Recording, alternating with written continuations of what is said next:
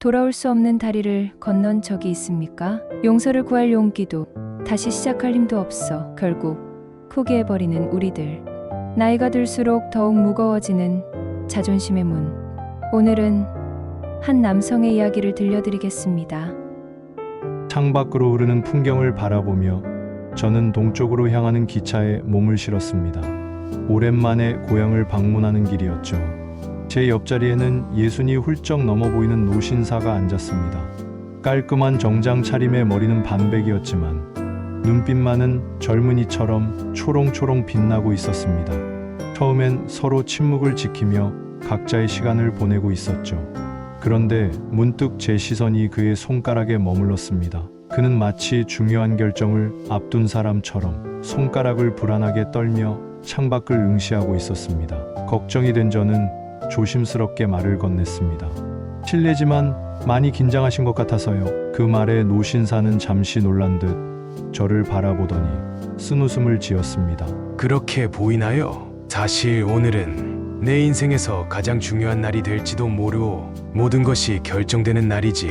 중요한 약속이라도 있으신가요? 약속이라기보다는 오래전에 내가 지은 죄에 대한 판결을 기다리는 중이라고 할까요? 저는 더욱 궁금해졌습니다. 그리고 그는 천천히 자신의 이야기를 들려주기 시작했습니다. 나는 예전에 평범한 은행원이었어.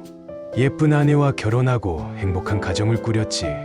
하지만 승진에 대한 압박감, 경제적인 어려움, 그런 것들이 쌓이다 보니 점점 마음의 여유를 잃어갔어. 스트레스를 풀기 위해 술을 마시기 시작했고 도박에도 손을 대게 되었지. 노신사는 잠시 말을 멈추고 창밖을 바라보았습니다. 그의 눈빛에는 후회와 아픔이 서려 있었습니다. 결국 은행 자금을 횡령하는 실수를 저질렀어. 빚을 갚으려고 한 것이었지만 그건 변명에 불과했지. 결국 나는 7년형을 선고받고 감옥에 갇히게 되었어. 저런... 그때 부인은 어떠셨나요? 아내는 처음엔 면회도 오고 편지도 보냈어. 하지만 그게 반성하지 않는 내 모습에 그녀도 점점 지쳐갔겠지. 그리고 어느 날 이혼 서류가 도착했어. 그의 목소리가 살짝 떨렸습니다. 그 순간의 아픔이 아직도 생생한 듯했습니다. 나는 그때 완전히 무너졌어. 모든 것이 내 잘못이라는 것을 알면서도 왜 나만 이렇게 불행한가 하는 원망이 가득했지. 감옥에서의 시간은 정말 고통스러웠어. 하지만 시간이 지나면서 나는 점점 변하기 시작했어. 감옥 도서관에서 책을 읽고 명상을 배우고 다른 재소자들의 이야기를 들으며 내 자신을 돌아보게 되었지. 노신사의 표정이 밝아졌습니다. 니체의 말처럼 자신이 왜 살아가는지 아는 사람은 어떤 상황도 견딜 수 있다는 것을 깨달았어. 나는 아내를 정말 사랑했던 걸까? 아니면 단지 내 필요에 의해 함께 있었던 걸까? 그 질문을 스스로에게 던지며 진정한 사랑의 의미를 생각하게 되었어. 세월은 사람을 바꾸는군요. 그렇소. 감옥에서의 시간은 내게 인생의 거울이 되었어. 내가 얼마나 이기적이었는지, 아내가 나에게 얼마나 많은 것을 주었는지, 그리고 내가 그것을 얼마나 당연하게 여겼는지를 비로소 보게 되었지. 그의 말에서 진심 어린 반성과 깨달음이 느껴졌습니다. 출소를 앞두고 나는 큰 고민에 빠졌어. 과연 아내에게 돌아갈 자격이 있을까? 그녀가 나를 다시 받아줄까? 아니, 그녀에게 다시 그런 부담을 줄 권리가 있는 걸까? 밤마다 이런 생각으로 잠을 이루지 못했어. 노신사는 주머니에서 조금 바랜 듯한 종이 한 장을 꺼냈습니다. 종이를 조심스럽게 펼쳐 보이자 글씨가 빼곡했습니다. 몇 번이고 같은 내용을 연습한 듯한 모양이었습니다. 결국 나는 용기를 내어 아내에게 편지를 썼어.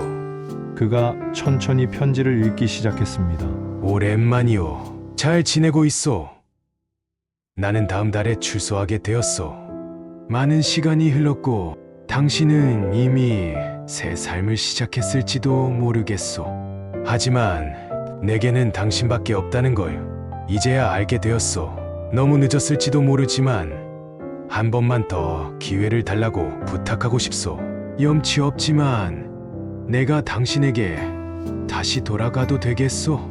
만약 나를 용서할 수 있다면 우리 집 앞 오래된 참나무에 노란 손수건을 매달아 주시오. 그곳을 지나는 기차에서 내가 볼 수 있도록.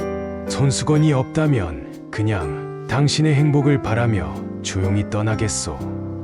편지를 다 읽은 노신사의 눈가에 살짝 눈물이 맺히는 듯 했습니다. 그리고 나는 마침내 집으로 가는 기차에 올랐소. 바로 지금 자네와 함께 타고 있는 이 노선이지. 그의 말에 저는 깜짝 놀랐습니다. 지금 그가 그 순간을 향해 가고 있다는 사실에 가슴이 두근거렸습니다. 목적지에 가까워질수록 심장이 점점 빨라지는군. 자네가 눈치챌 정도로 말이야. 과연 그녀는 날 기다려줄까? 아니면 모든 게 끝난 걸까?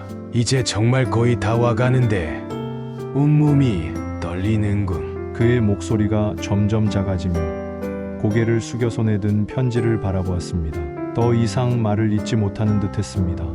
이 이야기를 들은 저는 가슴이 뭉클해졌습니다. 그의 깊은 후회와 진심이 느껴졌고 마음속으로 제발 그의 아내가 용서해 주었으면 하고 바랐습니다.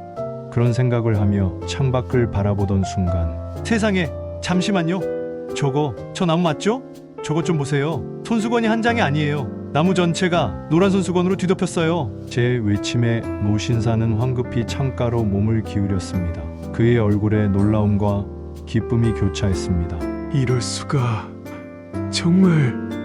발견하지 못할까봐 망설이다가 남편이 그냥 떠나버릴까봐 작은 손수건 하나가 아니라 전체를 노란 손수건으로 가득 채워버린 큰 아름드리 나무. 그 모습을 보는 순간 노신사는 자리에서 벌떡 일어났습니다. 손에 든 편지를 황급히 주머니에 쑤셔 넣은 채 기차가 멈추자마자 서둘러 내렸습니다. 저는 창가에서 몸을 돌려 창밖으로 그의 모습을 지켜보았습니다. 그는 이미 기차에서 내려 플랫폼 끝쪽으로 달리기 시작했습니다. 플랫폼 저 끝에는 우아한 원피스를 입은 중년 여성이 서 있었고 그녀의 손에는 노란 손수건이 들려 있었습니다. 두 사람은 아무 말도 없이 서로를 바라보았고 그녀가 먼저 다가가 그를 안아주는 것이 보였습니다. 두 사람이 만나 포옹하는 모습을 보며 저는 그 자리에 앉아 한참을 미소 지었습니다. 낯선 이의 인생 이야기였지만 마치 제 일처럼 가슴이 벅차올랐으니까요. 몇 개월 후 저는 같은 노선의 기차를 타고 있습니다. 문득 그날의 노신사가 생각나 창밖을 바라보았죠.